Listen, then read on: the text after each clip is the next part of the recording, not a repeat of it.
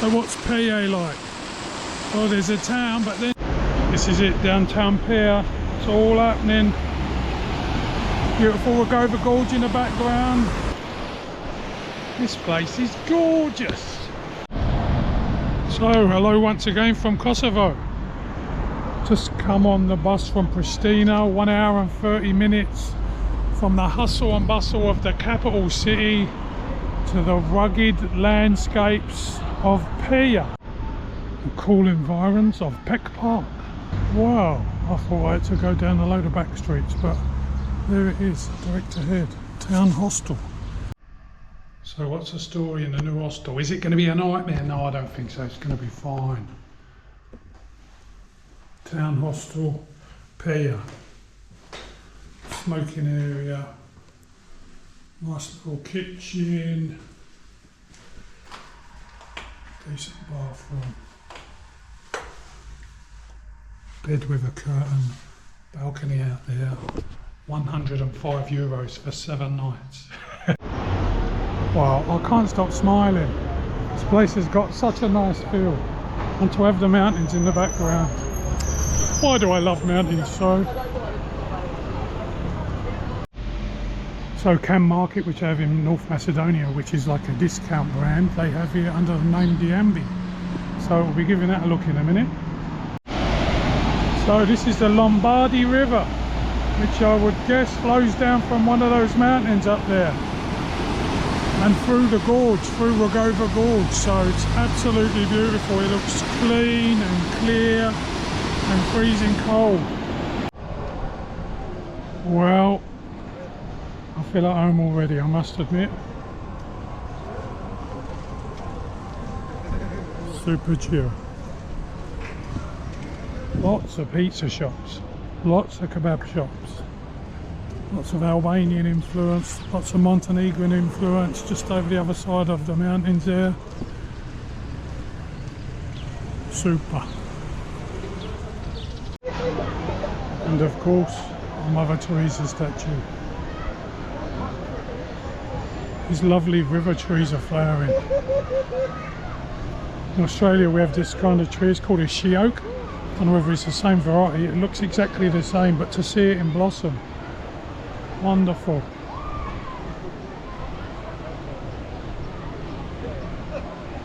Alright, no matter how beautiful this place is, it is boiling hot at the moment, so I might come back late. Oh, it's the famous clock. Oh my god, I'm seeing it all.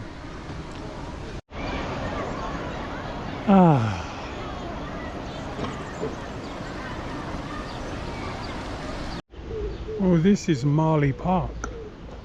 That is the I love Peja sign. Peja. Can't get used to saying it. Peja? It's Peja, mate. Peja. So a beautiful statue of the Kosovo Albanian president who served for the partially recognised Kosovo, died in 2006, Dr. Ibrahim Rugova. I mean, the biggest mountain back there is Rugova. He's highly revered. Great man. That's a great statue actually. It's a lovely area. It's nice and cool here. A bit of mountain air after a few hot days. Anyway, so after having a chat to a few people in the hostel, doing a bit of research, looking at maps, etc., the bulk of the attraction for Peja is up in these hills here. And there's various paths which go over to Albania. I mean, there's like hundreds of kilometres of paths that you can walk. In town itself, if you look at one of the tourist maps, there's maybe a dozen, 12 different things to see. A mosque, a cathedral, a monastery, you know, that type of thing. And could you see it all in a few days? Definitely. People say you can see all of Kosovo, you know, the points of notoriety in a couple of days. Whereas me, I'm here for a week. Good place for the geese and pigeons to hang out. They've got this series of steps along the river here. Pumps a fierce amount of oxygen into the water, that's for sure. Swirling bottles over there.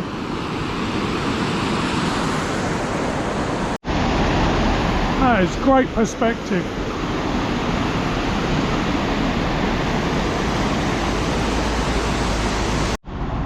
Some great shopping here as well, high quality shops, nice stores, nice jewellery, beautiful clothes, lovely shoes, very swish,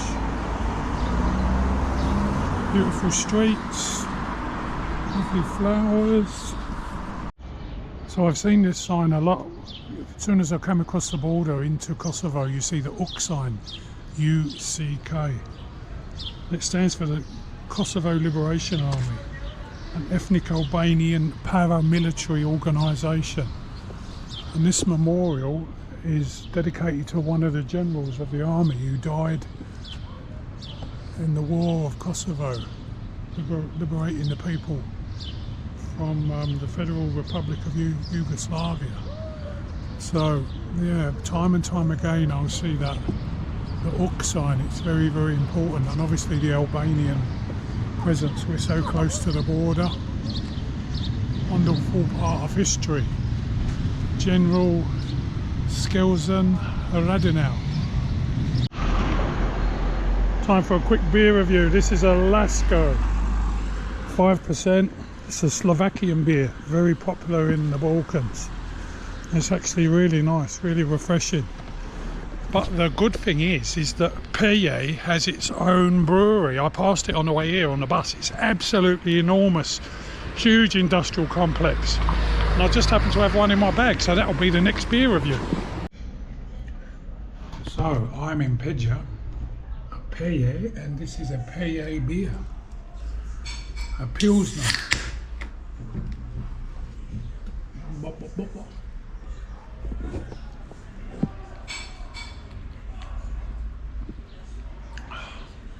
4.2%, clean, Mediterranean, like a cerveza, very nice. Pretzel sticks with sesame. Sesame's big over here. I had a pizza the other night. The crust had sesame seeds on it. Superb. So right next to the hostel we have an example of architecture characteristic to the area. 18th and 19th century. Stone building, 3 floors. Each floor had a different function.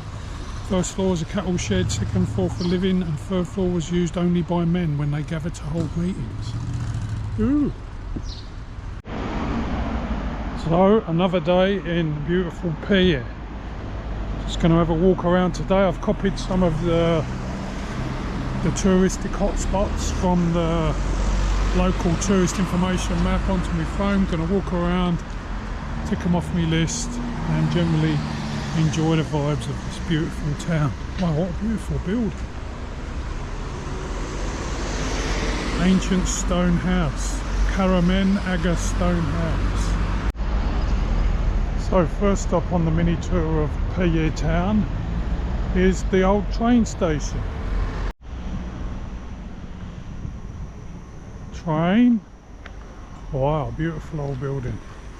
Not sure about the train system here or how regularly they run, so I'm sticking to the buses. But anyway, so what have we got here? We've got a 15th century mosque,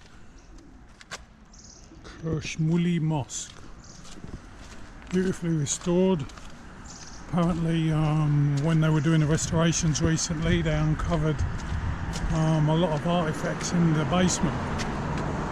So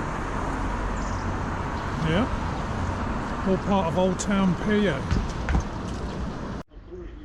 So here we have the Deftida Mosque, built between 1570 and 1577, considered the oldest mosque in Peja. Built with a technique similar to the old stone houses that we've seen.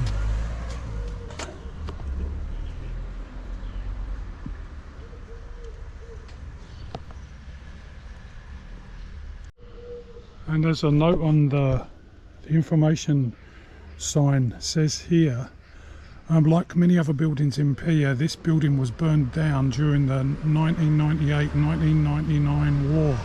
I've I've got a feeling from what I've learned so far that Peja really suffered during that time and was yeah, kind of demolished, for want of a better word. The famous site of the historic Haxzeka water mill, heavily restored with iron like the old stone bridge. But yeah, I get it, there might have been like a big flour mill here, or should have powered something or the other. No doubt some sort of grinding machinery. Cool. First Albanian school in Peja. From this school emerged the warriors of national culture and the first teachers of Albanian education, who later worked to spread Albanian education to their compatriots, contributing to the opening of schools in the native language, preservation of culture. And here we have a 15th century hamani or bathhouse. Fantastic roofs, typical of hammams, and built during the Ottoman reign, a public bathhouse. Oh, what an interesting looking building.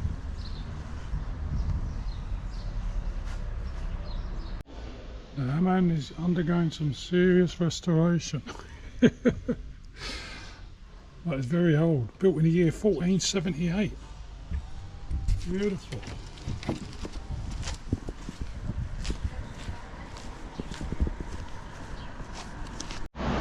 Traditional dress studio. Here we've got the Old Bazaar area. Hello. As most towns do have. Old town, new town. Textiles, clothing, traditional dress. Whole range of stuff. And of course, kebab smoke. It's coming up to lunch. And right smack bang in the middle, the Bazaar Mosque of Peja.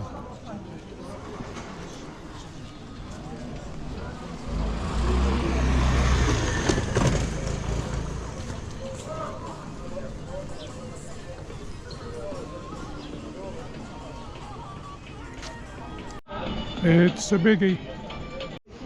Beautiful dresses and embroidery, maybe for weddings, traditional ceremonies. So much handwork. So time for my afternoon walk and a bit of reflection. As of today, I've been travelling 395 days. I've been going through all the travel videos that I've made and adding a bit of AI to them, you know, like go up doing the thumbnails and doing a little bit of rewriting just to keep my mind busy. And yeah, it's amazing, like when I look back at some of the places I've been, and yet it's always exciting. You know, I can be sitting there like looking at a video and I think, God, bloody hell, where am I? And you go outside and you're in a completely different place, kind of thing, you know, like.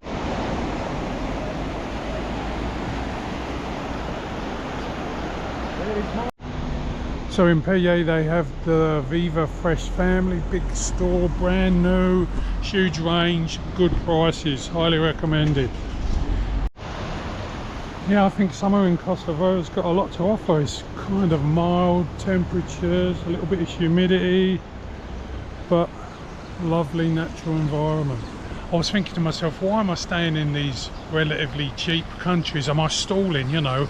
Where's the greater adventure? But I think every country is worth a look, isn't it, you know, to see what's going on. Get an idea of the history. I mean, they've been through such a traumatic past here, relatively recent. When I was walking around thinking, oh, all these buildings have been, you know, newly renovated, they're really taking care of them. The only reason is because they were burnt to the ground by the Serbian forces not so long ago. So yeah, it's a pleasure to be here, and I retract from my statement. I'm certainly not stalling. I am enjoying this part of the world. The only unfortunate downside is, like with the rest of the Balkans, it's a really meat-centric country, so virtually every single restaurant, meat is high on the list.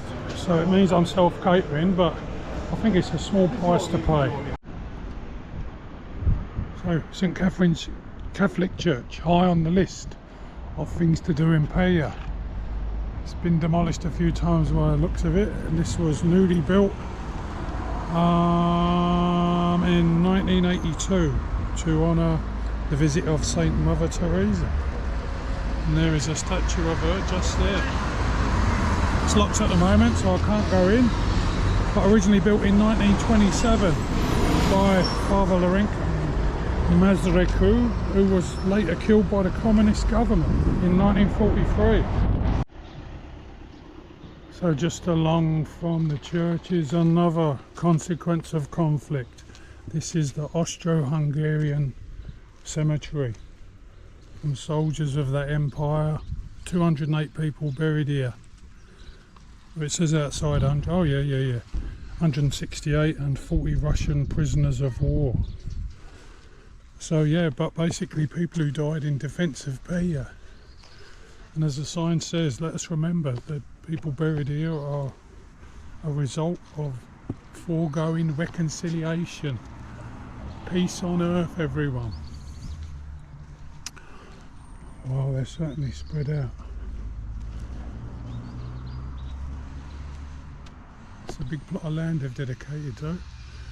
Kept it going, kept it nice and smart. Beautiful backdrop. The mountains in the beginning of the canyon. Yeah, so apparently the people who are buried here died between 1900 and 1910 in the First World War. The Austrian Black Cross War Graves Association. So what I find compelling here is that every single piece of information you see, they're at pains to point out the consequences of war, no matter what war it was, whether it was an old war like the First World War or the most recent Kosovo war. I mean, it really is, you know, they're living with it, they don't want to forget it because it can be a guide to peace in the future. I think that's a really refreshing way to look at it, you know. So another mosque, Sahat Kules. There's so many mosques here, and they're so small, they're like houses. They're literally like houses of worship. So one of the reasons I'm over here is Park Karajak, which is a big old expanse, full-grown woodland, and of course book commemorative statues from the Albanian resistance in the Kosovo War. Time for a wander in nature, I think. It's even a little pond with fish. Nice place to enjoy an ice cold Peja. Lots of fish. Goldfish, koi, common carp.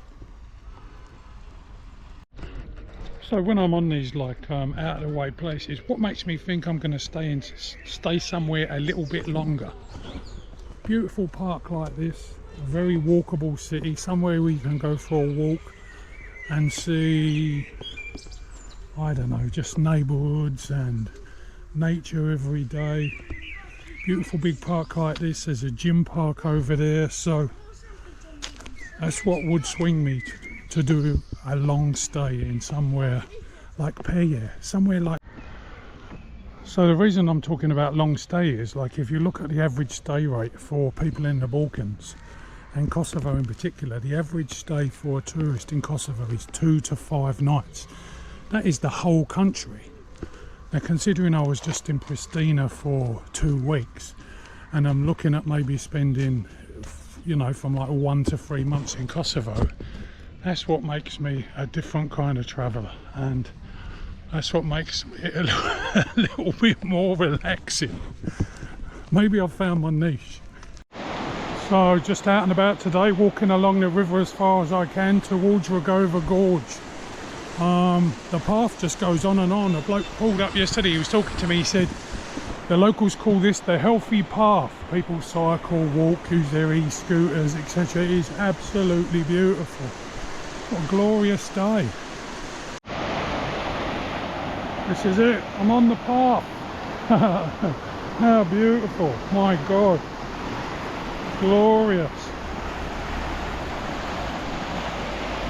Fantastic.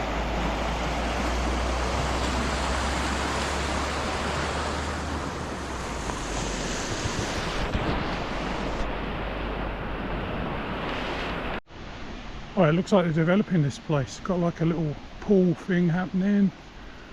Nice pathway. Looks fairly newly laid. Signage. Bit of a gym park that way. Roads, lighting. Wow, awesome. What a find. Old caves. Bit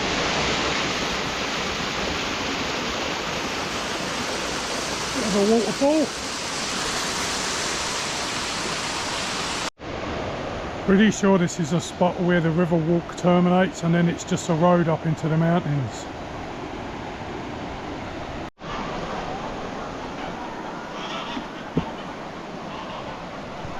Little restaurant here. Cold Diet Coke. Gorgeous. Lots of geese. Or are they ducks? No, they're geese, aren't they?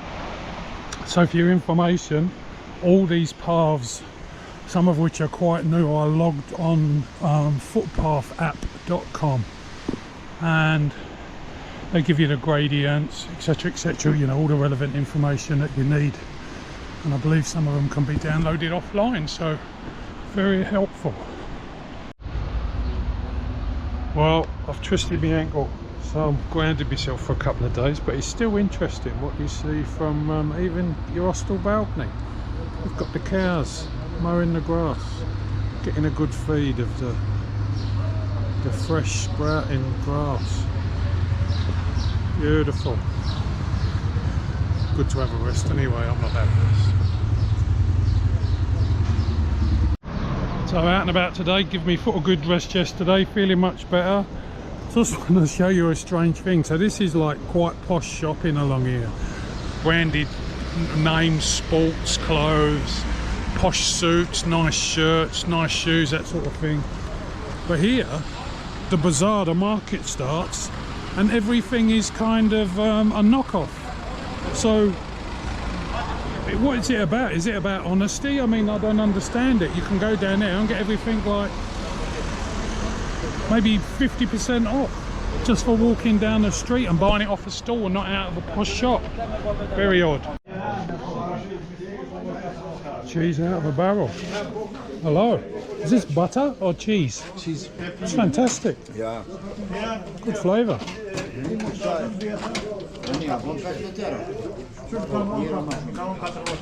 Is it cow cheese or goat cheese? No, it's just cheese. Just cheese.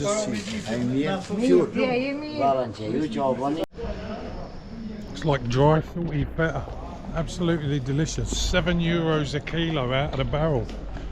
I don't know how fresh it is or how long it takes to make or whether. I can imagine though that the barrel actually dries it out. There's a little bit of a green market. Not much here today, but... And just to let you know, this is what you have to be careful of. This is how I twisted my ankle. You can hear that all the pavement is loose and it lifts up and it crashes down and all that. And that's how I whammied myself. I whammied my ankle. Fresh bread, fresh samuri. How'd you say samoni? Samu. Yes. Beautiful, thank you. Cooked on wood, 40 cents each. So there's no one at front of the shop, you just go out the back, you get them straight fresh out of the oven. Beautiful. I'm gonna make some hummus later with some canned chickpeas and some aviar, local spices, mash it all up. Delicious. Now I need to get some tomatoes and cucumbers and peppers.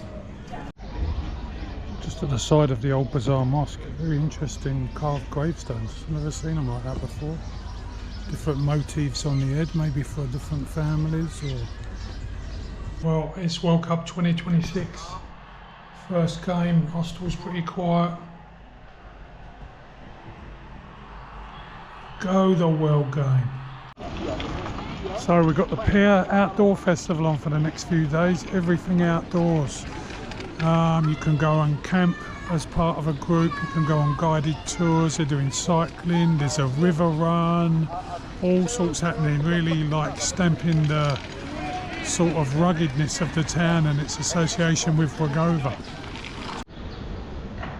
They've even repainted the I Love Peja sign. Good on them. Good morning, so it's another lovely day. Today I'm on my way to a 13th century monastery. It's got some apparently really unique medieval architecture, and it is painted bright red, so it's a really stunning looking building, and it's guarded, so you have to take your passport. So it's about a half-hour walk from town, walk along the river, and yeah, let's go and get it looked at. So this is the start of the monastery walls, and just up ahead we have Checkpoint Charlie, passport control. So there we have it, the UNESCO listed site of Peja Monastery. Oh well, maybe why this place survived is because it's actually a Serbian monastery and was the residence of the Serbian archbishops. Built in the 13th century, expanded during the 14th century. The seat of the Serbian patriarchs. So there's a whole complex here which was built throughout the centuries. 20th century bell tower, 14th century palace, monastic dormitory, 16th century, nuns' quarters, 20th century, water mill. But this is the thing which you see when you tap on Google, on Wikipedia or whatever, for Peja. This striking red building, which is the narthex of the Archbishop Danilo, 14th century.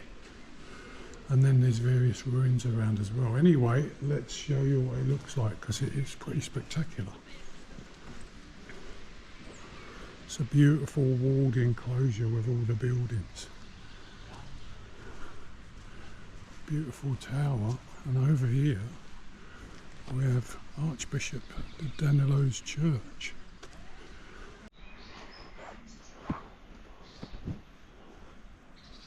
Beautiful old mulberry trees, black mulberry. So it's very much, you know, like all the orchards here and that to feed the nuns and maybe the local community, cherry trees. It's fantastic. Wow, my word, how old are these trees?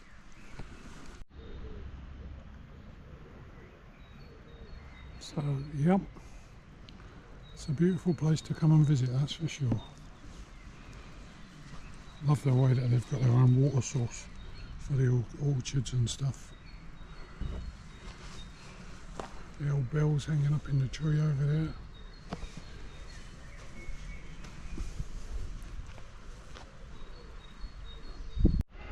So a quick rundown inside. Basically, at one stage, every single inch of the church would have been painted with religious motifs, basically pictures of men, and you know, all looking serene and or severe or whatever, you know, the archangels, Jesus, Mary and the other people in the story. And yeah, it was very, very impressive. It was obviously ancient looking, and there's obviously a lot of restoration going on. There's all these sensors stuck to the walls to, I guess, to measure like moisture content of the air and all that kind of stuff. So yeah, it is a national treasure, that's for sure. It's and then some of the thrones or the chairs that the people would have sat on, the high ups, you know, like incredibly detailed carving, that type of stuff. So I can imagine why people come on pilgrimage here. It would be, yeah, it would have a great deal of meaning if you were of this faith, Serbian Orthodoxy. Yeah, it's a fantastic place. So I'm out and about in Peja. It's this outdoor festival's on. The town is absolutely buzzing, like every street is full, and The sound system is so loud, it sounds like it's bouncing off the mountains. It's incredible. Loads of people around. I guess there's people who have come from all over Kosovo. And yeah, it's a really massive event. So we're going to head down and see what bands are playing, or whether there's a DJ or what's happening. So this is a kind of the vibe. Absolutely jam-packed. DJ. A proper buzzing crowd. Wow, if they have festivals here, you know, like they do in a lot of these Balkan countries during the summer, it's such a draw card. Beer festivals, outdoor festivals, fishing festivals, mountain climbing festivals, it's all going on. Well, the run's over. They did the big half marathon this morning. They're just handing out the prizes. It's been a great time here. Really.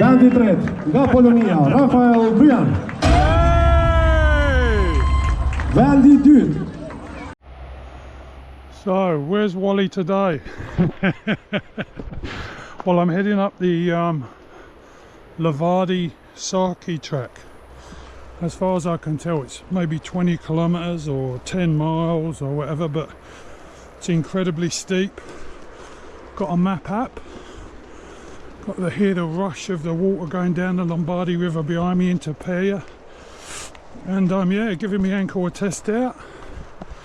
So let's do it. I'll show you some views when they are available. It's fantastic though. Whoa, sweating out the weekend's beer, that's for sure. So it's great walking. There's loads of a network of trails. So this is where I'm heading to, Livadhi Sakis. So I haven't got a clue what it means, but there's various walks to various peaks and features. Loads of waterfalls running down. Very nice. Feeling pumped and alive. Let's do it. So we're just heading up above the deciduous forest to the start of the pine forest, which is awesome to see. Quick hydration stop. Some nice scenery up here. Looks like a bloody meteorite hit up there. It's a huge great depression in the side of the cliff. There's Rugova Gorge that way, and then down into the city of Peja. Just down there is the monastery where I was the other day. Mountains in the distance, absolutely beautiful. I noticed a lot of the snow's burnt off in the past few days because the temperatures have risen. So, very pleasant up here, very peaceful. So this is it, the Accursed Mountains, exquisite outdoor destination, cross-border hiking and biking trails. You want to go to Montenegro, Albania, you want to get your gun off. But this is the Livadhi Sakis, 906 metres. And looks like a good area if you want to come up to camp. Lots of little fire pits, seating areas, fantastic views, big open area. Gonna have a quick look around. Fantastic. Yay, we did it! There's a couple of other stops on these maps with Livadhi. I'm guessing it means spring, origin kind of thing. So yeah, I'm going with that. Beautiful. Oh, what a vista.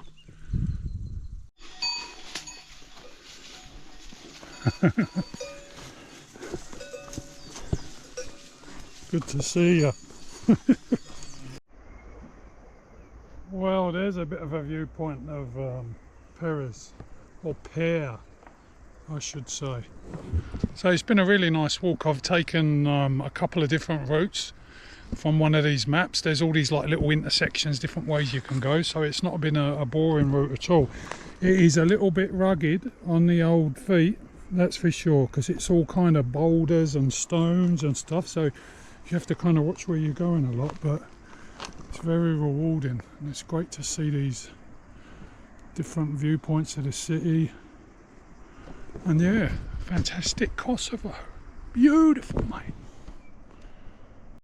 Hello mate, doing battery check, see? Alright now, lovely.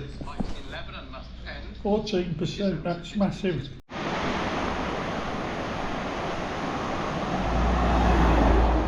So I'm walking further up into the gorge today, just past the Goose restaurant where I've been to previously, and I'm heading to a panoramic balcony and an old bridge which looks spectacular. So the road's a little bit winding, there's no path directly along the Livadhi river, so just giving it a go anyway. But it is pretty narrow in places and it is spectacular. A bit tired from watching a World Cup, but it's the sacrifice we make, isn't it?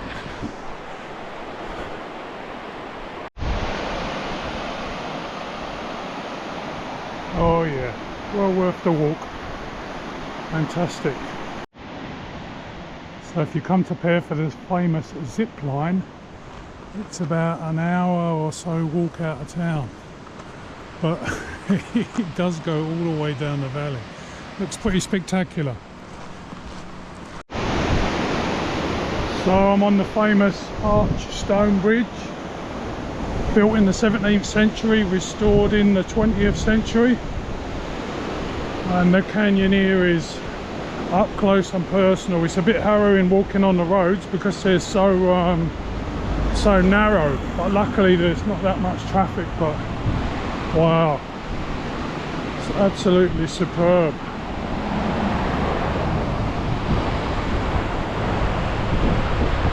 Bit of a view of the bridge. The famous road cave. Oh my god.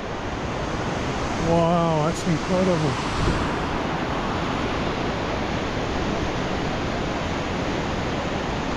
It's not too long, maybe 50 metres.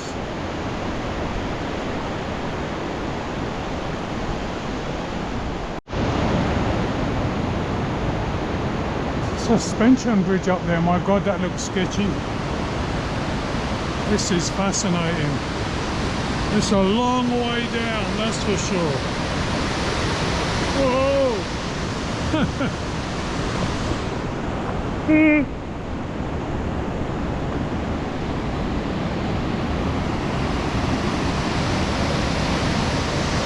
Beautiful Kosovo, oh my god.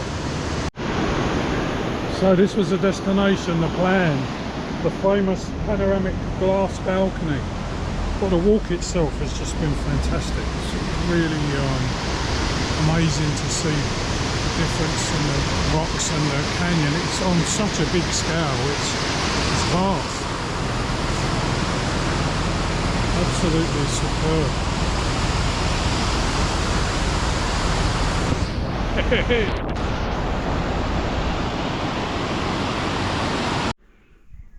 So today we're on our way up the other side of the mountain, or up the other side of the hills from Peja. So I've just left town about 500 metres behind, and I'm following one of these mappy apps up to my destination. It says it's a 10-mile walk. I don't know whether I'm going to do the whole thing because it's going to be hot today, but we shall see. It's a bit of an adventure. Not familiar with these map apps, but this is definitely a good way to learn. The path I'm on now seems to be all about herds of goats by the look and the smell of the path. But I was able to work out an excellent route using cycling paths and walking paths and roads, and you can kind of piece it all together. Well, we've made some progress. That was a fairly steep climb. Well, this is where we're heading, and basically there's a road which cuts through the pine trees all the way up there. Well, I'm up onto the big lateral road which I wanted to get to, and I think this will just about do me for today, because when I go around the corner there I'm going to lose all this side of the view. So it's been a great walk up, good cardio, very rewarding, fantastic views. Still in Peja. What's it like? I'm trying to watch the World Cup and there's a bloody wave like 2 doors away.